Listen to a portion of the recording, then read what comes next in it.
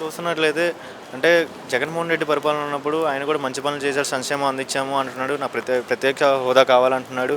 40% voting కూడా నాకు ఉంది అని అంటున్నాడు. ధర్నా చేస్తాను, ఇచ్చేస్తాను అంటున్నాడు కదా. మరి నిజంగా ఆయనకి ఆప్షన్ ఉందంటారా? ఆయన 40% ఓటింగ్ ఉందంటారా? అవన్నీ ఉడత ఊపులండి. ధర్నాలు చేయటం అవన్నీ కూడా ఉడత ఊపులు. ఆయనకి అంత లేదు అసలు. ఆయన ఏం చేశాడని ధర్నాలు చేస్తాడు? ఆయన న్యాయంగా చేస్తుంటే ఆయన ధర్నాలు చేసినా ఏం చేసినా సరిపోద్దండి.